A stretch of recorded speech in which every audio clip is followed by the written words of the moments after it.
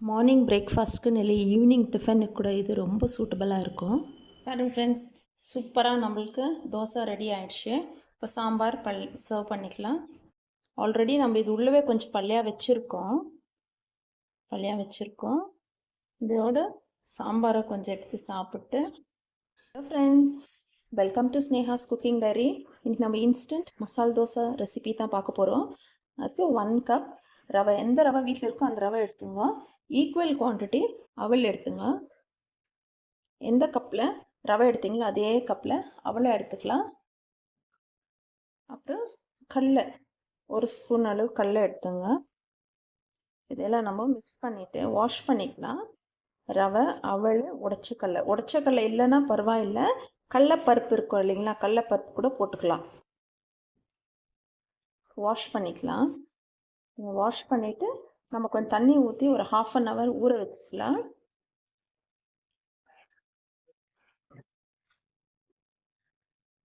Wash பண்ணிட்டு வந்துடலாம். Wash பண்ணிட்டோம். தண்ணி ஊற்றி ஊற வச்சுக்கலாம். ஒரு 1/2 hour ஊறலாம்.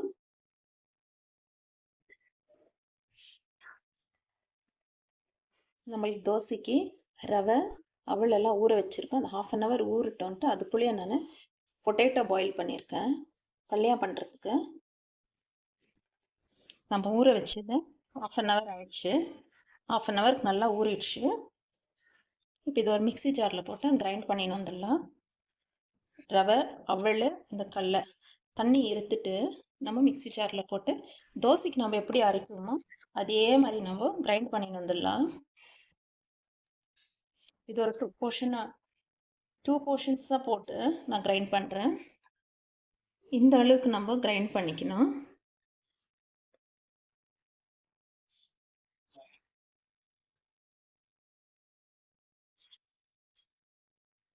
தண்ணி ஊற்றாமல் கிரைண்ட் பண்ணணும்.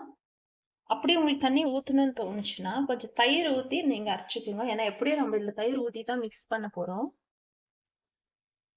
இன்னும் இருக்கிறது இது பேலன்ஸையும் போட்டு நம்ம அதே மாதிரி கிரைண்ட் பண்ணி வந்துடலாம்.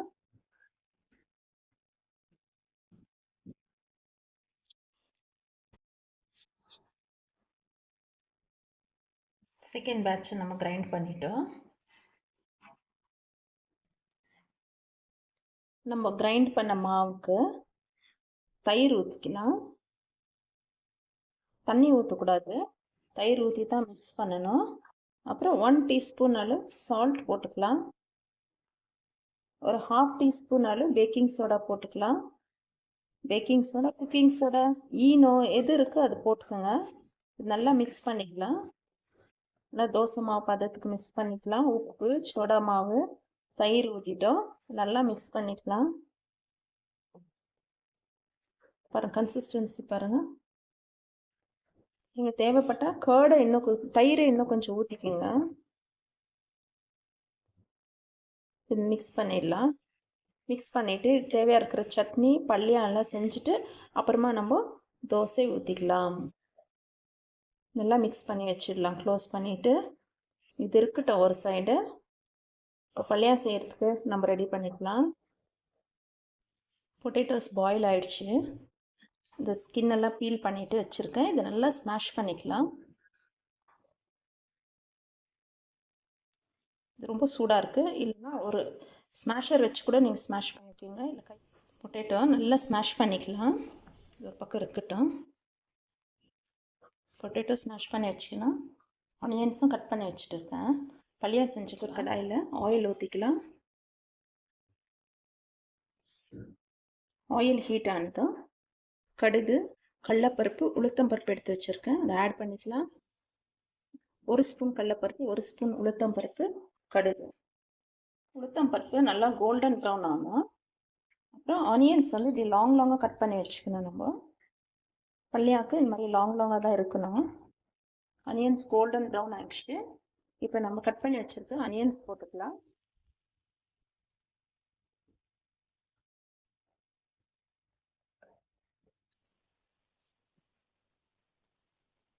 கருவேப்பிலை போட்டுக்கலாம்.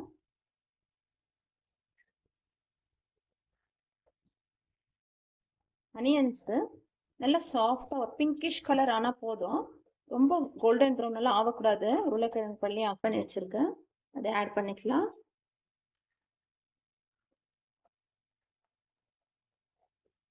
வதங்கட்டும். இந்த உளுத்தம்பருப்பு நல்லா கோல்டன் ப்ரௌன் ஆகிற வரைக்கும் விடணும். அப்பதான் நம்மளுக்கு மஞ்சள் தூள் போட்டுக்கலாம். இது வதங்கட்டும். ஆனியன்ஸ் இந்த அளவுக்கு வதங்கணும். நம்ம பாயில் பண்ணி ஸ்மாஷ் பண்ணி வச்சிருக்கேன் பொட்டேட்டோஸ் ஆட் பண்ணிக்கலாம்.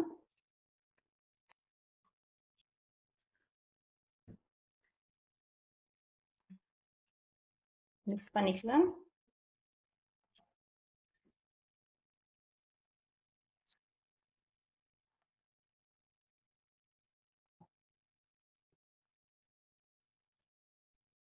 நல்லா மிக்ஸ் பண்ணிக்கணும்.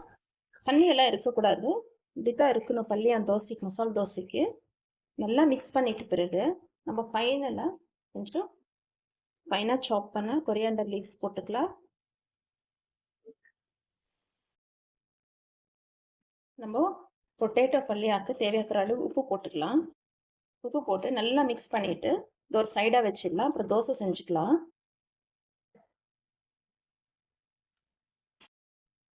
நம்மளுக்கு பள்ளியா சூப்பராக ரெடி ஆயிடுச்சு. இப்போ இது எடுத்துட்டு தோசை செஞ்சுக்கலாம். நம்ம இது இருக்கட்ட ஒரு பக்கம். சூப்பராக நம்மளுக்கு பொட்டேட்டோ பள்ளியா ரெடி ஆயிடுச்சு. இப்போ தோசை செஞ்சு அதோடு சர்வ் பண்ணிக்கலாம். அனியன் போட்டுக்கலாம்.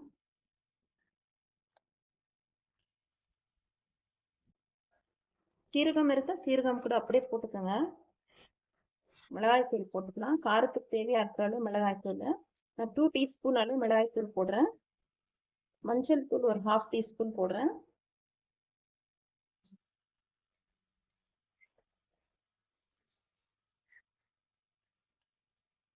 டொமேட்டோ போட்டுக்கலாம். ஒரே ஒரு டொமேட்டோ, பெரிய டொமேட்டோ போட்டிருக்கேன்.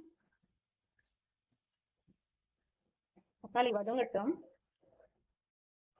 உப்பு போட்டுக்கலாம்.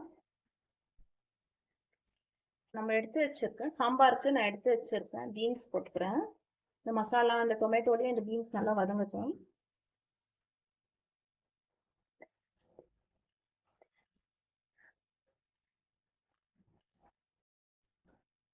சாம்பார் தேவைக்கிற அளவு நான் பருப்பு எடுத்து வச்சிருக்கேன். 1 கப் அளவு பருப்பு எடுத்து வாஷ் பண்ணி வச்சிருக்கேன். அதை ஆட் பண்ணிக்கலாம்.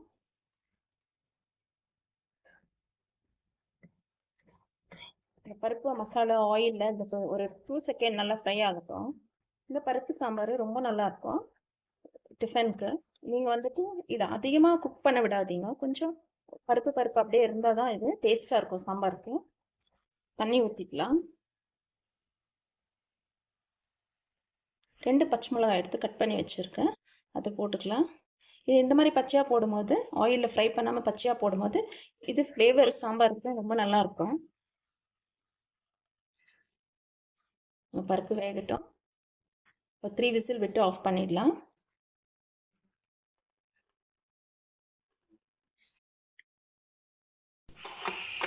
போட்டுக்கலாம்.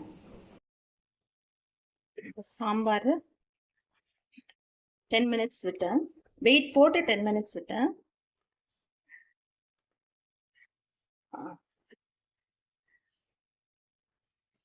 சொன்ன மாதிரி பருப்பு வந்து ரொம்ப ஸ்மாஷ் ஆகிருக்கக்கூடாது, இந்த அளவுக்கு தான் இருக்கணும்.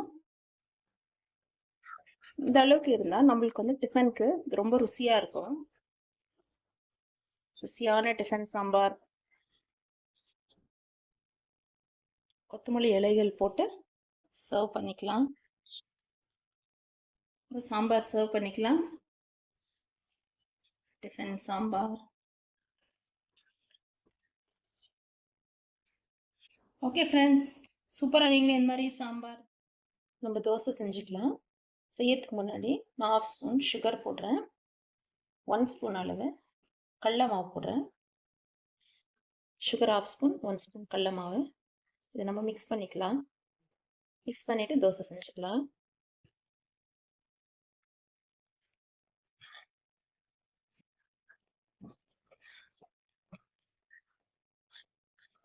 Instant dosa batter ready.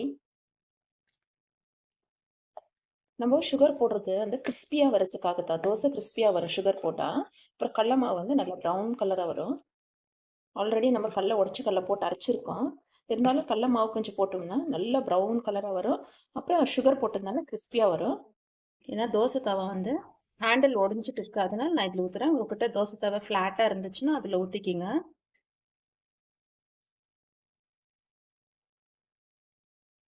இந்த மாதிரி ஒரு 2 முறை நம்ம வந்து இந்த மாதிரி ஒரு ரவுண்ட் எடுத்துகிட்டு வரணும். அப்போ தான் தோசை நம்மளுக்கு சூப்பராக வரும். கீ ஊற்றிக்கலாம். கீ இல்லைன்னா ஆயில் எதுனா ஊற்றிக்கலாம். ஆனால் இந்த மாதிரி தோசைக்கு கீ ஊற்றினா ரொம்பவே நல்லாயிருக்கும். நல்லா ஷைனிங்காக கூட இருக்கும் தோசை. நம்மளுக்கு தோசை சைட்லலாம் இந்த மாதிரி ப்ரௌனாக ஆகி வந்தப்போ நம்ம பல்லியாக வச்சுக்கலாம். சென்டரில் நம்ம ரெடி பண்ண பல்லியாக வச்சுக்கலாம். சட்னி பொடி இருந்துச்சுன்னா இந்த தோசை உள்ள சட்னி பொடி போட்டுட்டு நம்ம செய்யலாம். வீட்டில் என்ன இருக்கோ அதை வச்சு நம்ம செஞ்சுருக்கோம். பாருங்க, தோசை சூப்பராக நம்மளுக்கு கீ போட்டு இன்ஸ்டண்ட்டாக ரெடி ஆயிடுச்சு.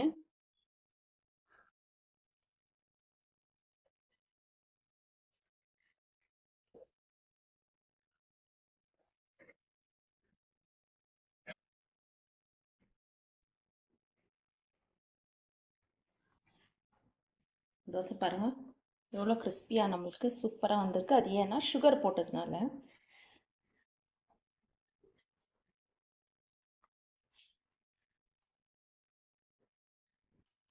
இன்ஸ்டன்ட் தோசை ரெடி ஆயிடுச்சு. இன்னொரு தோசை ஊற்றிக்கலாம் அதே மாதிரி.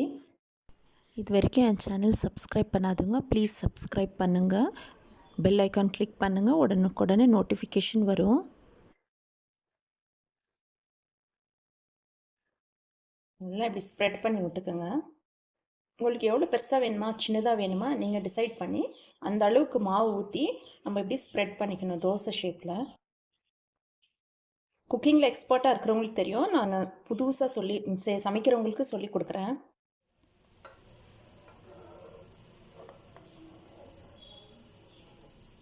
நான் கீயோட போடுறேன்னு பார்க்காதீங்க, இந்த தோசைக்கு இப்படி இருந்தால் தான் சூப்பராக இருக்கும். பல்லியாக வச்சுக்கலாம். செகண்ட் தோசை செஞ்சுன்னு இருக்கோம். அப்புறமா இந்த மாதிரி வரணும். அது வந்த பிறகு நல்லா கோல்டன் ப்ரௌன் ஆகிட்டு இருக்கு. இப்போ நம்ம எடுத்துக்கலாம்.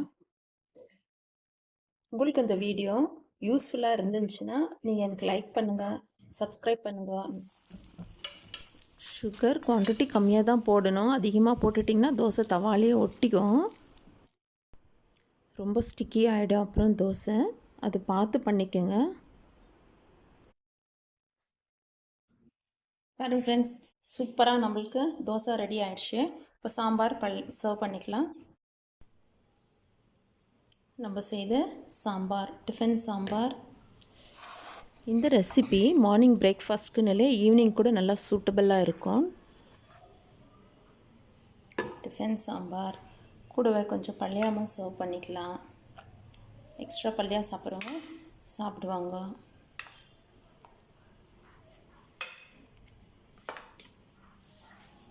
டீ, இது மார்னிங் பிரேக்ஃபாஸ்ட் தான்.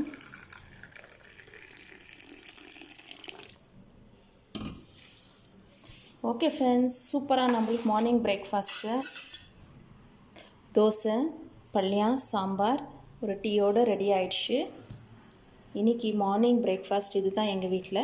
ஓகே ஃப்ரெண்ட்ஸ், நீங்களும் இதே மாதிரி ஒரு தோசை ஸ்பெஷல் தோசை செய்து சாப்பிட்டு எப்படி இருந்துச்சு கமெண்ட்ஸில் தெரியப்படுத்துங்க. ஆல்ரெடி நம்ம இது உள்ளவே கொஞ்சம் பல்லியாக வச்சுருக்கோம். இதோட சாம்பாரை கொஞ்சம் எடுத்து சாப்பிட்டு ரொம்பவே நல்லாயிருக்கும். ட்ரை பண்ணிவிட்டு எனக்கு கமெண்ட்ஸில் தெரியப்படுத்துங்க. ஓகே, தேங்க்ஸ் ஃபார் வாட்சிங். பாய். என்ஜாய் பண்ணுங்கள் செய்து சாப்பிட்டு.